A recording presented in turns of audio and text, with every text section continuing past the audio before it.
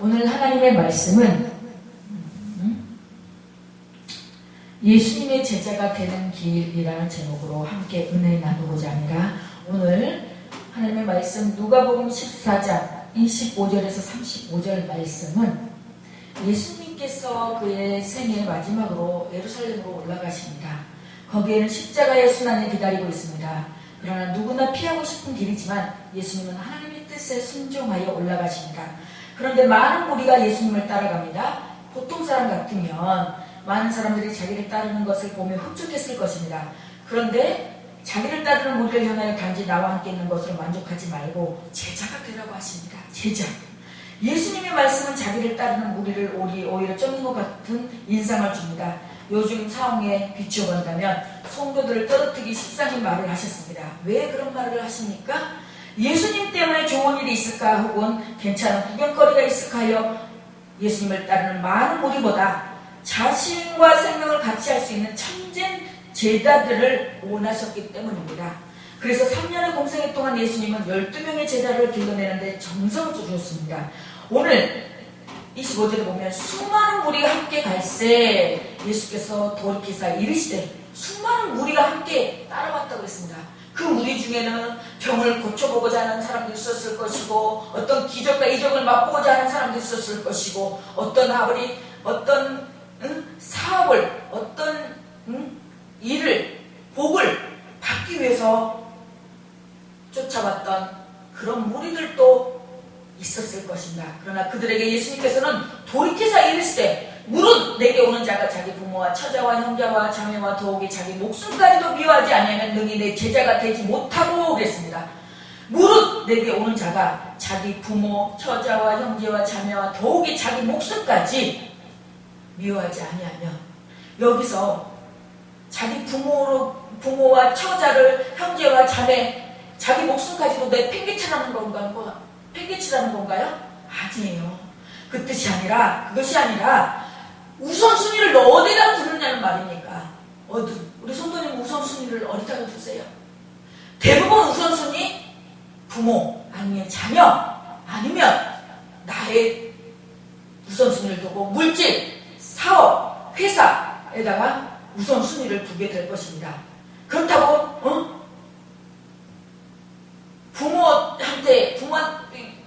부모와 처자와 형제 자매 더욱이 자기 목숨까지 살아가면은 내 제자가 안 된다는 제자가 안 된다는 것입니까?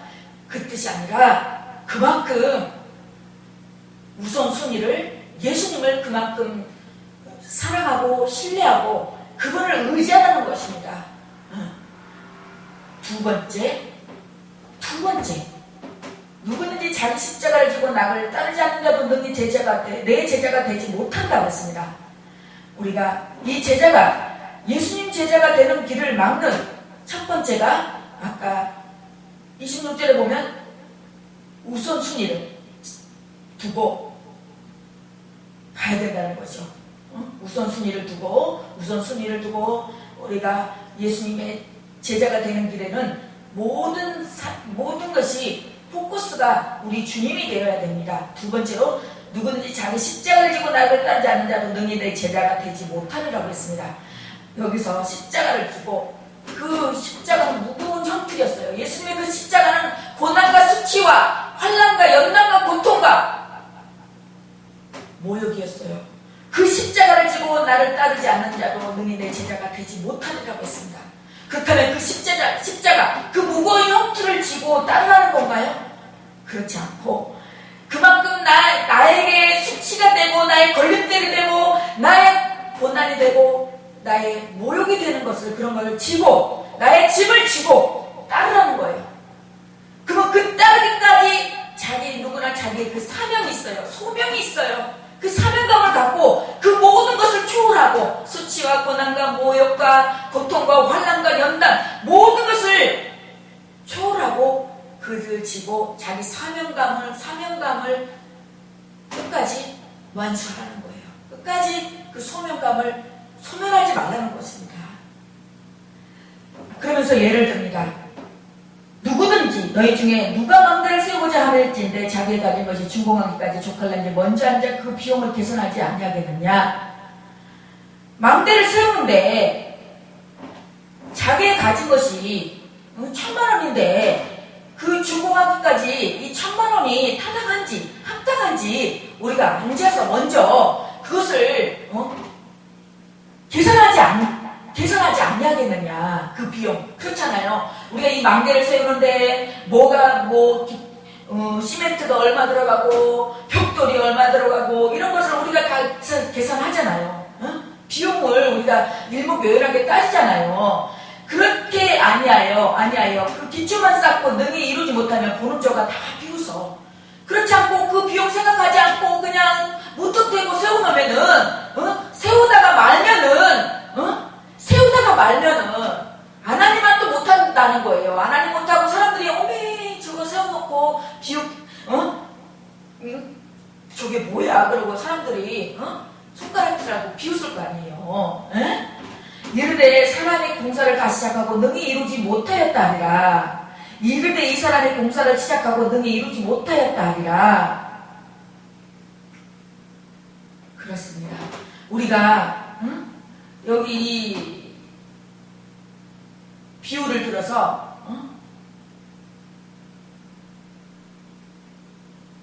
이 사람이 공사를 시작하고 능히 이루지 못하였다. 그 비용을 봐보세요. 우리가 하나님의 일을 하는데 그 비용을 먼저 계산을 해요. 우리들의 생각과 우리들의 지식과 우리들의 머리로. 근데 30절에 보면 이르되 이 사람이 공사를 시작하고 능히 이루지 못하였다 라고 했습니다. 그렇습니다. 우리는 우리들의 얄팍한 생각과 우리의 지식과 우리의 방법으로 모든 것을 하나님의 일을 하려고 해요. 근데 여기서는 계산하지 말래요. 계산하니 공사를 시작하고 능히 이루지 못한다고 했습니다.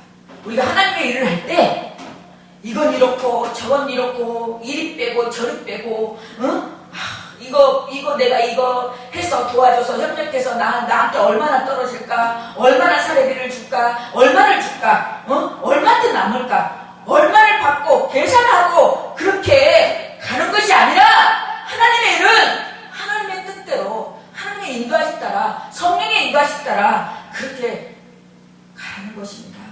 또 31절 보면 또 어떤 임금이 다른 임금과 싸우러 갈 때 먼저 하자 또 10,000명으로서 저 20,000명을 거느리고 오는 자를 대적할 수 있을까 헤아리지 아니하겠느냐. 만일 못할 터이면 그가 아직 멀리 있을 때에 사실 본이에요. 화친을 청할지니라. 어떤 임금이 있어요. 근데 다른 임금하고 싸우러 가려고 하는데 먼저 또 앉아서 그쪽은 10,000명인데 우리는 10,000명밖에 10,000명밖에 없는데 저쪽은 20,000명이에요. 근데 우리가 과연 대적할 수 있을까? 또 이제 또 생각을 하는 거예요. 만일 못할 터이면 그가 아직 멀리 있을 때에 사실 보내요. 화친을 청할지니라. 먼저 만약에 못할 것 같으면 가서 우리 도저히 우리 싸움을 못하겠다. 가서 우리 잘 해보자 그러고 먼저 다른 군인을 보내서 화친 우리 이렇게 이만저만하니 잘 우리 해봅시다고 화친을 청한다는 거예요. 근데 33절에 보니까 이와 같이 너희는 누구든지 자기의 모든 소유를 버리지 아니하면 능히 내 제자가 되지 못하려고 했습니다. 소유. 우리가 첫 번째 비유가 물질이었죠. 물질. 그리고 두 번째는 뭐였을까요? 두 번째 임금의 저기들은 숫자, 비용. 버리지 아니하면 능히 내 제자가 되지 못하려고 했습니다. 그러면은 물질을 재산을 다 버리고 탕진한 재산을 다 버리고 내 있는 모든 것을 다 내버리라는 뜻인가요? 우리 예수님은 그런 분이 아니십니다. 어떤 사이비 집단이나 가족 집 팔아서 가족 내팽개치고 가족 깨버리고 그렇게 유도하는 그런 마인드가 아니라는 것입니다.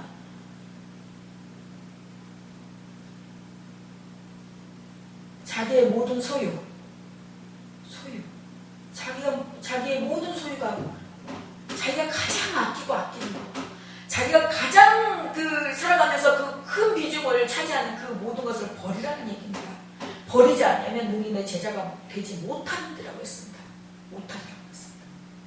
마늘날 오늘 교회는 보면은 무늬만 성도고 무늬만 목회자인 성도와 주의 종들이 목회자들이 얼마나 많은지 모릅니다. 예? 마을 강대산에서 아주 최고 믿음이에요. 자기가 믿음이 제일 좋아요. 믿음의 거부같이 말씀은 그렇게 전하면서 그 말씀이 강대산에서 내려오면 언제 그랬나는 듯이 이해타산 따지고 있고 못 따지고 있고 생각하고 있고 자기에게 떨어지는 게 얼마 있고 자기에게 떨어지지 않냐면은 서운해하고 속상해하고 삐지고 뭘 하나님의 일을 하더라도 교회에 무슨 일을 하더라도 이거 이렇게 했다 저렇게 했다 생색내고 이렇게 했으니까 대가 바라고 요구하고 요구 바라지 않지만은 직접되고 요구를 바라지 않지만은 보이지 않게 그 속에 내면에는 얼마나 좀 주면 되지 않을까, 얼마나 주면 바라고 원하고, 그게 우리들의 모습 아닙니까?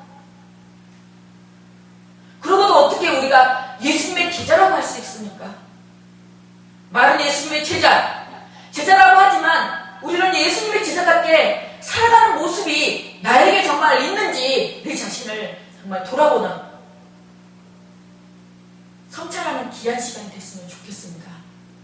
여기에 34절에 소금이 좋은 곳이나 소금이 만일 그 맛을 잃으면 무엇으로 짜게 하리요? 소금은 좋은 곳입니다. 썩는 것을 방지합니다. 그리고 김치 담을 때 숨을 죽여줍니다. 그리고 소금은 맛을 내줍니다. 그러나 소금도 다 소금이 여러 가지 소금이 있습니다. 천일염이 있고 일반 소금이 있습니다. 저는 이 배추김치를 잘 담지 못하는데 우리 성도님이 저번에 성도님이 알려줘서 알았지만 배추 담을 때 천일염으로 해야 된다는 거예요. 저는 배추를 포기김치를 담으면 물러서 다 버리는 경우가 있어가지고 못해요. 그랬더니 그 얘기를 했더니 소금도 천일염으로 배추를 절여야지 배추가 물리지 않는다는 거예요. 그런 것처럼 우리가 소금도 소금 나름이고 우리가 그냥 거저 왔다 갔다 하는 그냥 무늬만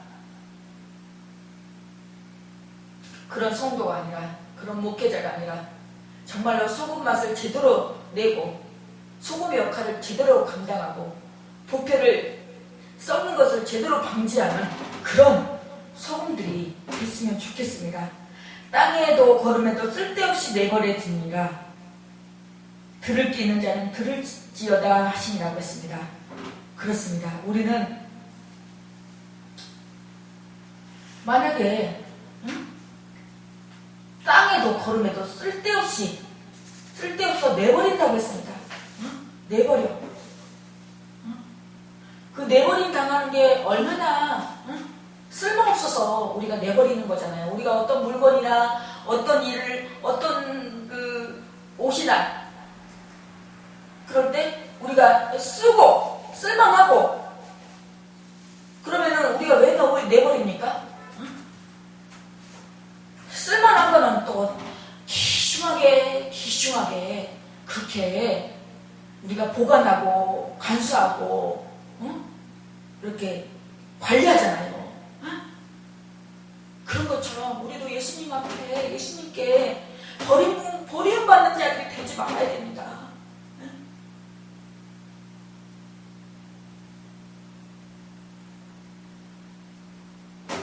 어떤 분은 뭐만 하면은 물질부터 자기 생각이 앞서서 물질 때문에 뭘 하지 못해요. 물질 때문에 큰 일을 넘어서지를 못해요. 뭐 하려고 하면은 물질이 걸림돌이 돼가지고 그 물질 때문에 이제 노예가 돼가지고 물질을 초월해야 되는데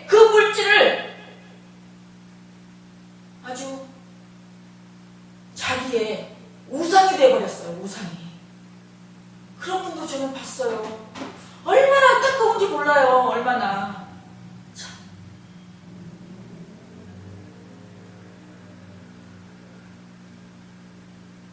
사랑하는 성도 여러분, 돈이 이 땅에 살아가면서 필요 없는 건 아닙니다. 뭐든지 우리가 뭘 하려고 해도, 어딜 가려고 해도, 뭘 살려고 해도 다 돈이 있어야 사는 거기 때문에 물질이 그렇다고 필요 없다는 건 아닙니다.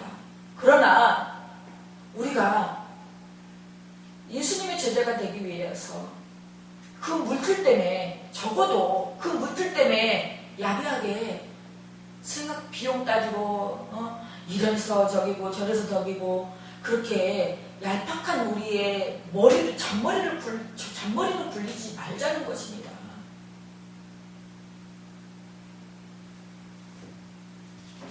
사랑하는 성도 여러분,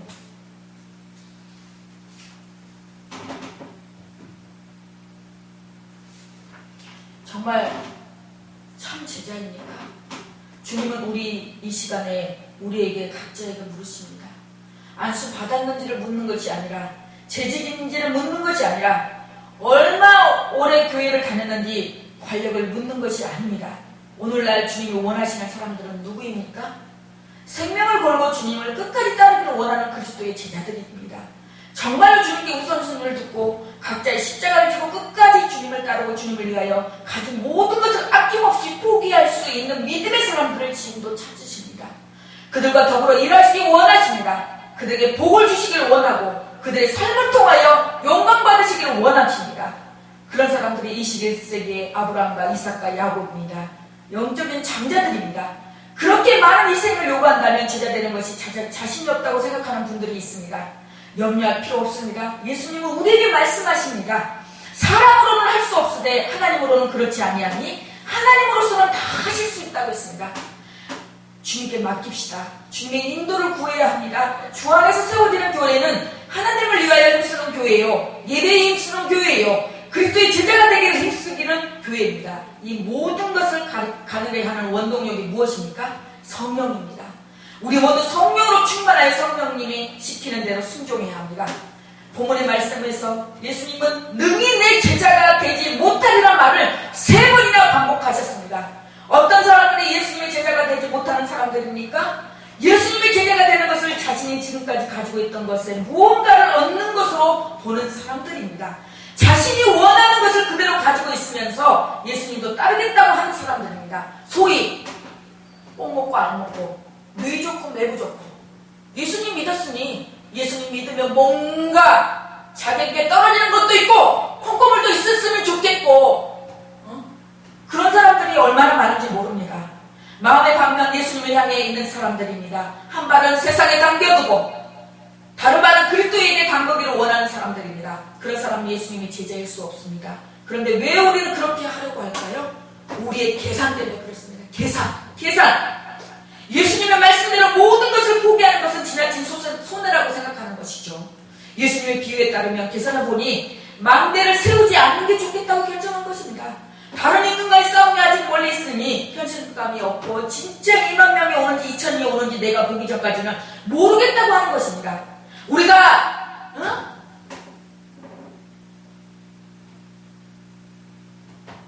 세상 사람들은 뭘 하려고 할 때 뭐 아닌지 도인지 뭔지 아닌지 딱 결정을 하고 가려고 합니다. 그러나 우리 믿음의 사람들은, 우리 하나님의 자녀들은 믿음은 바라는 것들의 실상에 보이지 않는 것들의 증거지라고 했습니다.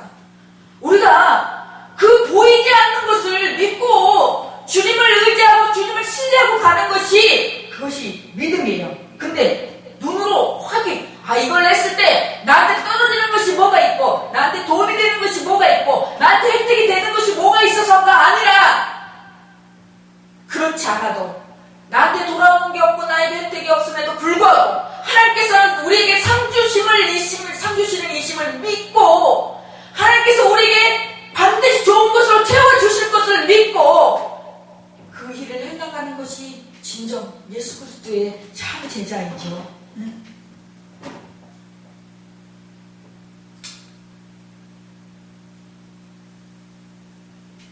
가진 것이 많을수록 예수님의 말씀대로 하는 것은 손해가 많다고 생각이 들 것입니다. 그래서 부자가 하나님 나라에 들어가는 것이 어렵다고 예수님은 말씀하셨습니다. 돈만 계산의 대상이 아닙니다. 무엇이든 내가 가진 것이 많다고 생각한다면 예수님을 믿으면 이런 게 많다는 생각이 들 것입니다. 그래서 우리는 최소한으로 손을 보고 하늘나라에 갈 수 있는 방법을 찾는 것입니다. 그러나 예수님은 그런 방법도 없다고 말씀하십니다. 예수님의 계산은 이렇습니다. 모든 것을 포기하지 않는 것은 지나친 손해라고 하십니다. 부모, 처자, 형제, 자매, 나 자신까지 예수님 다음으로 할 때 더 나은 관계가 있을 것이라고 약속하셨습니다. 우리가 예수님을 가장 사랑한다면 이들도 더 사랑할 수 있습니다. 또한 이들 말고도 영적인 수많은 사랑의 관계를 예수님은 약속하셨습니다. 나를 따르기 위해 고난을 감수해야 할 것이라고 하셨습니다. 그렇게 하면 더 큰 영광을 줄 것이라고 하셨습니다.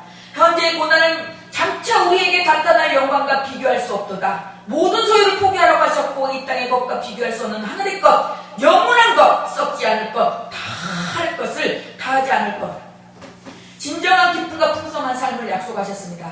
이것을 포기하는 것이 손해일까요? 절대 손해 아닙니다. 앉아 계산해 보세요. 우리의 계산이 맞는지 예수님의 계산이 맞는지 말입니다. 무엇을 포기하고 무엇을 얻어야 할까요? 우리는 보이는 것이 가치 있어 보이고 보여서 보이는 것만 계산하고 보이지 않는 것의 가치를 깎아내립니다. 하지만 진짜 가치는 보이지 않는 것에 있다고 하셨습니다.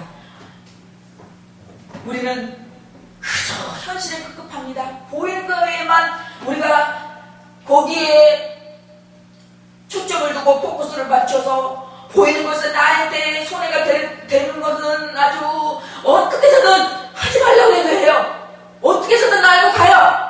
그러나 손해가 안 되고 나한테 떨어지는 게 없고 나에게 이득이 되고 이득이 되는 게 없다면 사람은 스스로 꽁무니 빼고 멀리하고 그렇게 된다는 거죠.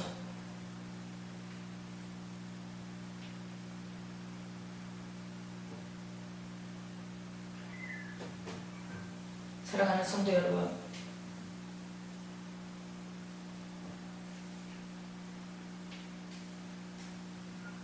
고린도전서 1장 25절에 하나님의 어리석음이 사람보다 지혜롭고 하나님의 약하심이 사람보다 강하다고 했습니다. 아무리 우리가 사람이 지혜롭고 난다긴다 해도 하나님보다 하나님의 그 어리석음이 사람보다 지혜롭다고 했습니다. 사람이 아무리 강해도 하나님의 약하심이 사람보다 강하다고 했습니다. 우리는 보이는 것에 우리가 연연하지 말고 보이지 않는 영원한 것, 정말 영적인 것에 우리가 이 천국 건설을 세우는데 우리를 잘 세워야 되지 않겠습니까? 제자의 삶을 살고도 고백한 분들은 참된 제자의 모습이 어떤지 다시 한번 생각해 보십시다. 하나님께서는 약속한 나라는 하늘나라이지 지상천국이 아닙니다. 혹시 지상천국을 추구하고 있는 모습은 없는지 돌아보십시오. 어쩌면 내 주변의 사람들이 천국의 가치를 모르는 것은 내가 지상천국에서 살 것처럼 살고 있어서일지 모릅니다. 주님의 제자의 길을 가려고 한다면 주님께서 약속하신 것을 바라보세요. 진정한 하늘나라를 바라보며 그 예수님을 바라보시고 그 예수님의 제자로서 이 땅에서 살아가는 저와 여러분들이 되시기를 예수님의 이름으로 간절히 축원드립니다.